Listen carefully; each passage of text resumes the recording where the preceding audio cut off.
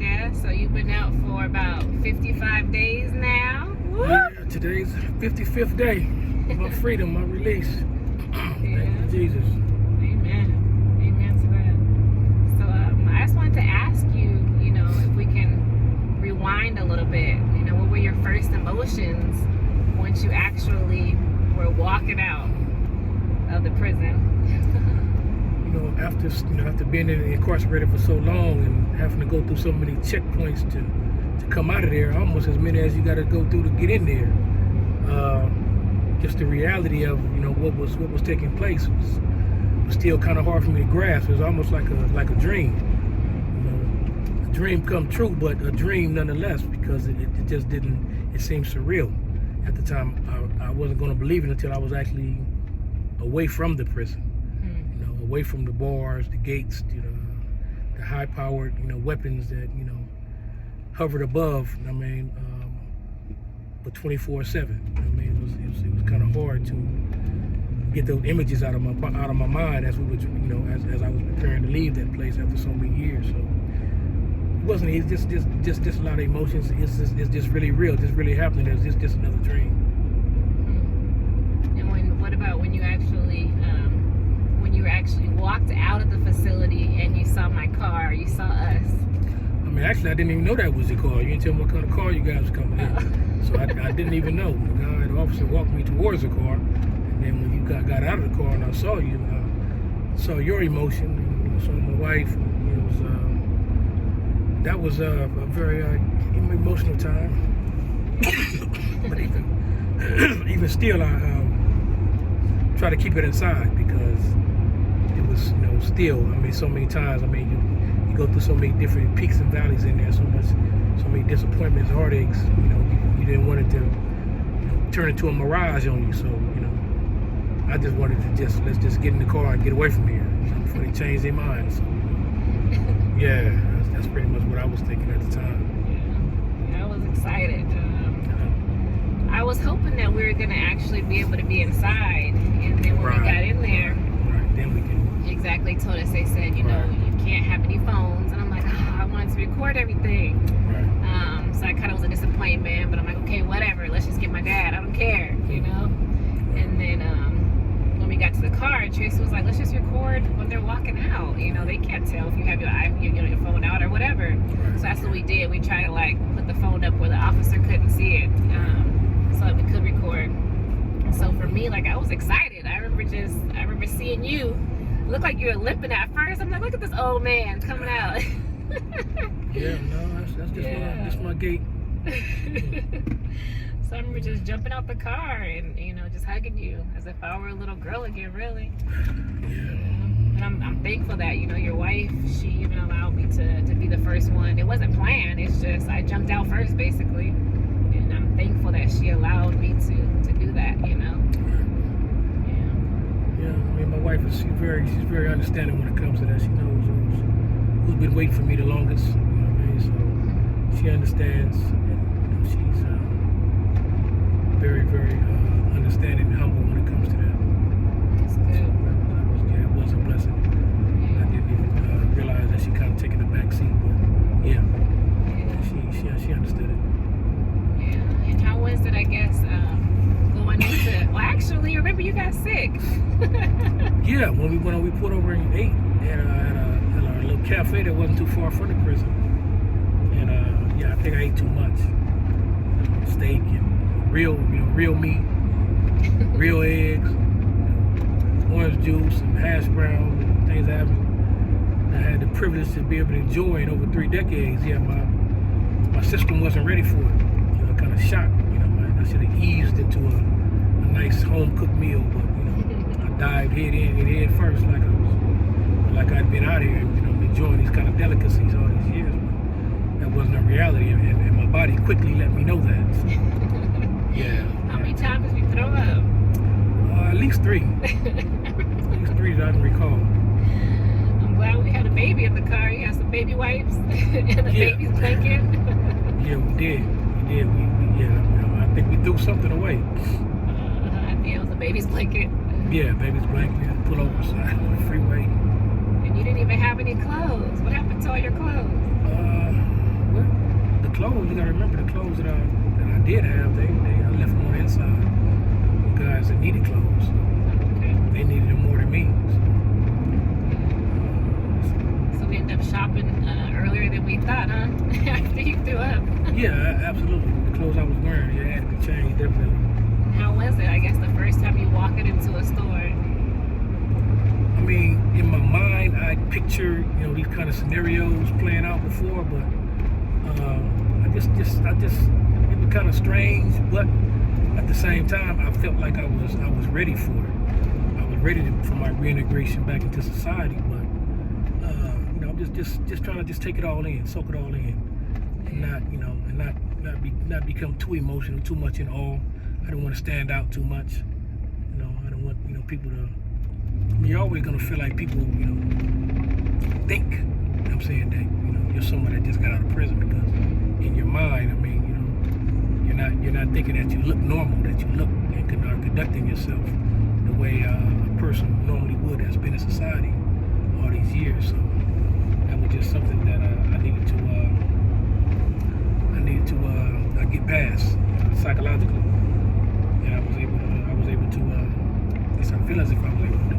Did you feel overwhelmed at all? I guess all the movement, everybody moving in different directions in the aisles, seeing a lot of women and men.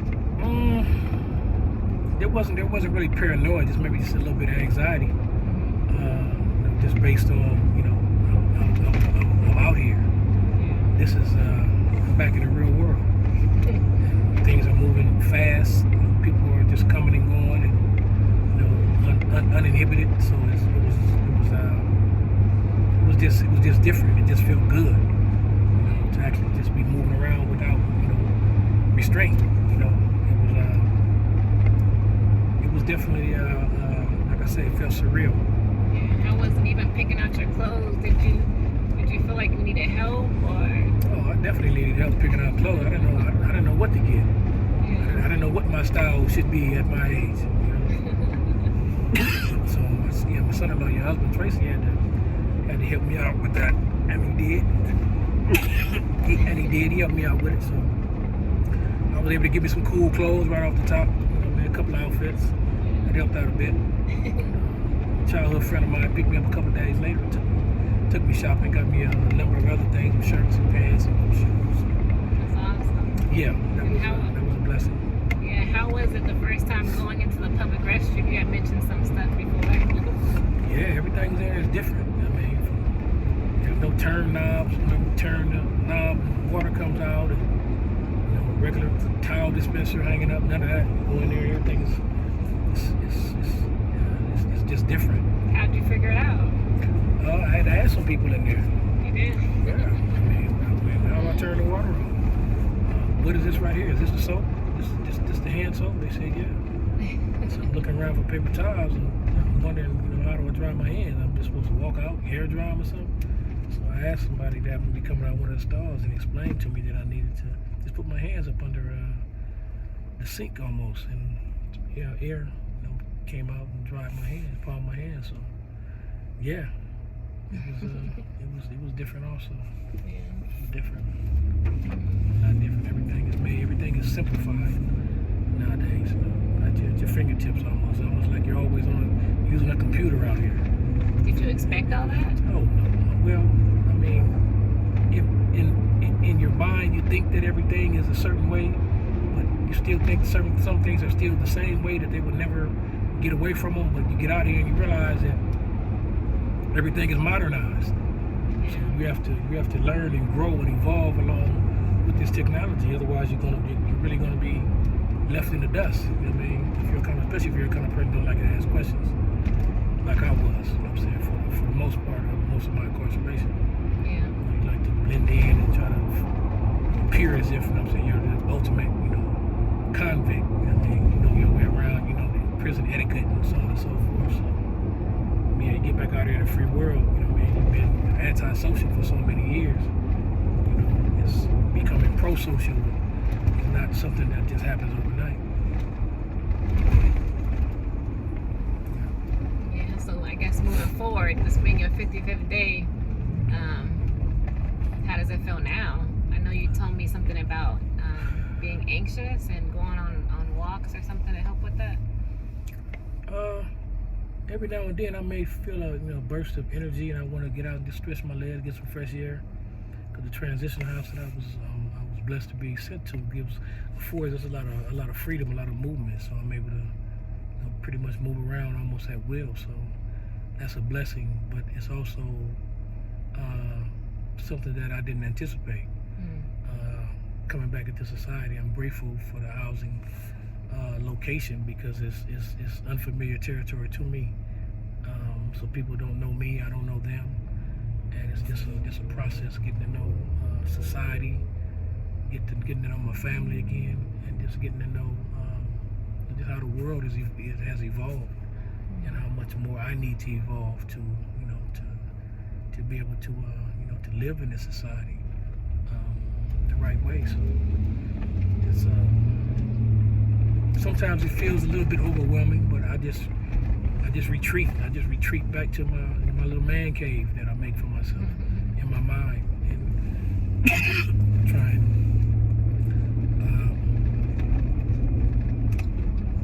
tap back into the resources in my mind that I used to tap to in prison, and just isolate myself a little bit and get my thoughts together. And that helps me to make gives me clarity, allows me to refocus and not lose sight of just how much I had to endure and how much I had to grow and evolve to even get blessed with this opportunity at this second chance in life. So it's not an easy process, it's not easy at all.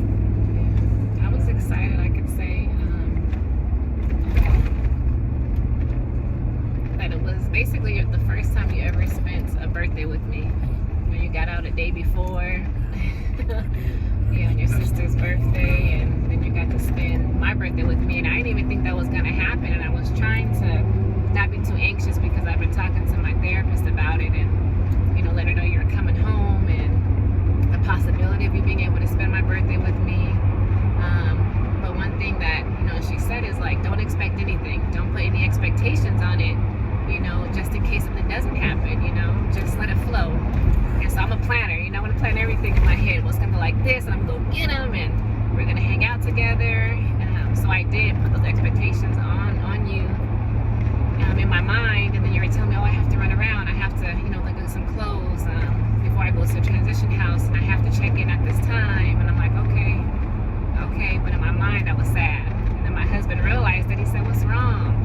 And I was like, I don't know, you know what, I don't really want to talk about it. And so I was like wearing these emotions on my shoulder, and he left, and then all of a sudden he turns around, he goes, I don't want to go anywhere, I want to know what's wrong with you. And so he held me, and I cried a little bit, and then I told him, I said, I wanted to spend my birthday with my dad. And he said, you could do that. He said, even though he has to check in, he has maybe an hour, why don't you just go meet him? And I'm like, nah, it's all right, it's okay. And then later on I said, how can I fix my situation? And my therapist has been walking me through that too. What can you change? And so I thought about it. I said, you know what, I'm gonna go see him. Let me pack up my kids real fast, get them dressed, I'm just gonna go see him.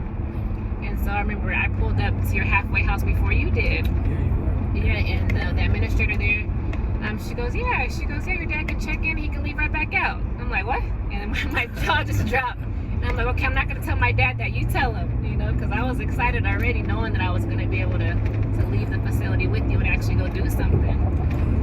So that was like an unexpected blessing, because had I not shown up, I would have missed out on that, knowing that you could actually leave with me, So I remember us leaving, and, she told you, and I got to take a tour with you of the halfway house, and even your wife then, she took the back seat. She said, you go inside with them, you get your dad situated, and I really appreciated that.